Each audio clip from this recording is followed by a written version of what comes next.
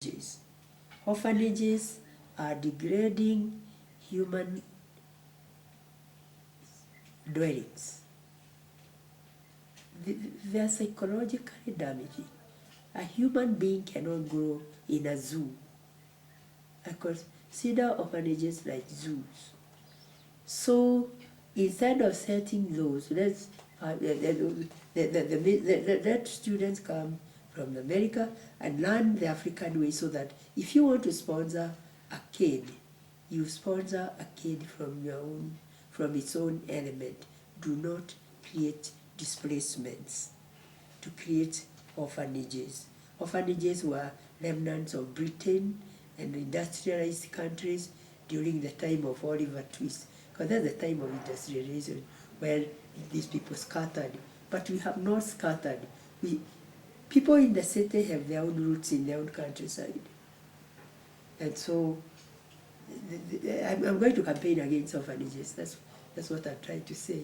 Because I like human beings growing within families, within their own elements, so that they can know their own origin. Because you have seen the seriousness and the diverse effect of displacement. If you are even to now look at the way the psychological damage that was caused to the black Americans who do not know where they came from. They can't say, I can trace my lineage to a particular village. You see? That is bad enough.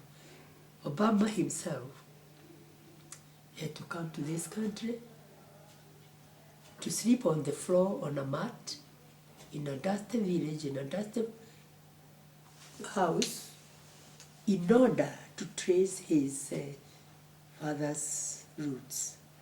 Not that he was keen about his father. I mean, I thought it was, I don't not keen about his father, because he has to know who he was. Yeah?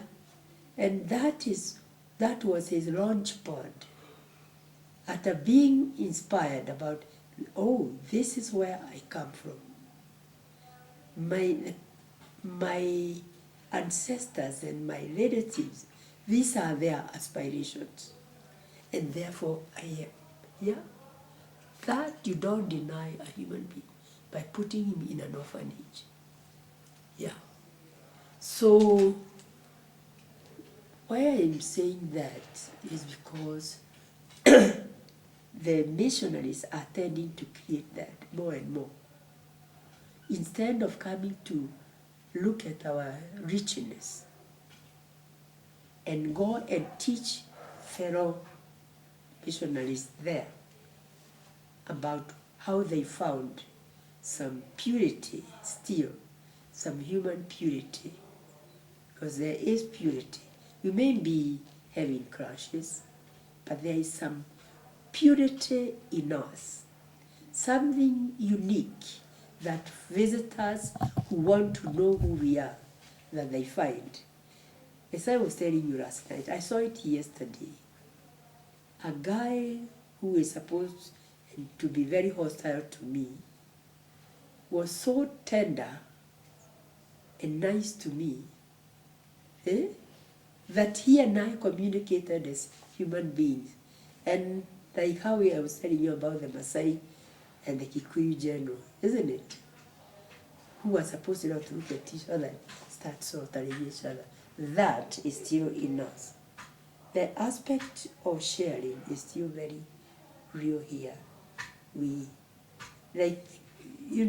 People tell me you can't go, even my children who are there now, they tell me they don't have a place where they can just say hodi and, like how you came, and there was no deal. If you can find a corner to lie down, it's up to you. You can even stay outside if you wish. Hospitality, which is willingly given. You cannot go hungry here when somebody else is eating. If you can only get by not coming out of your way to show your condition. So I'm saying America has more to learn from us, and you people who are there have to be able have to show it a lot. Bring those people here. Let them see how life, it's a simple life. In most cases, it's a life of squalor, but with the richness inside. And I'm saying this because I had very negative comments about during the Obama campaign. I was very angry. I was very angry when the missionaries themselves chose to condemn Obama because of his name, saying that he was a terrorist. Can I say that if you are called David or Peter, you are a Ku Klux Klan? You know? Terrorists are terrorists, they are gangsters. Yeah? But when Muslims whom we interact with, whom we dine with here, yeah? I'm not a Christian, I'm not a Muslim. And when the three of us meet, a Christian and a Muslim and an atheist like myself, there's no reference of the faith that we hold. The connecting tissue is our values, our human values. For instance, I remember working with a Muslim counterpart I was given when I was doing a scholarship for a certain foundation. This lady was a Muslim, and she taught me so much about the way of life of a Muslim. They are very, very fine people, very fine and very sophisticated. And all that you see is, you hear terrorism and then therefore Muslims, you condemn them. Obama nearly lost because of his name and his origin. Yeah? Who were the campaigners of that? Christians. Yeah? Christians were actually not Christians because they are not following their Bible, because their Bible says, love your neighbor as yourself. So your neighbor is that other one who is not a Christian. Attract them by your word and deed. They will even respect you more. You know? So, when I saw the degree of suspicion or fear, unfounded fear, and now even the president, your president-elect will have to deal with those negatives, the fact that instead of now dealing with the real things of the economy and how to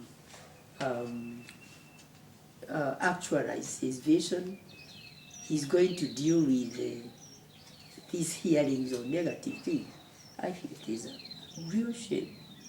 So bring Americans here to see that we go to school with Muslims wearing their hijabs, that we visit each other, when we go to their weddings, we work side by side. They are in government, they are your bosses, and I have not seen friction in my career, throughout my career, working with Muslim teachers, working with Muslim officers, meeting a Muslim policeman. In most cases, he's more decent than another one, yeah? So we need to understand each other and to not look at our differences from any other angle apart from our own values. Values that unite us. Because the bias against Muslims is costly, and the other way around, as much as the bias against gender, when men decide to sit on the other half of human race and impoverish them, all that is very costly. Maybe by now humanity would have gone very far if we did not bother with those unreal things, because prejudice is prejudice on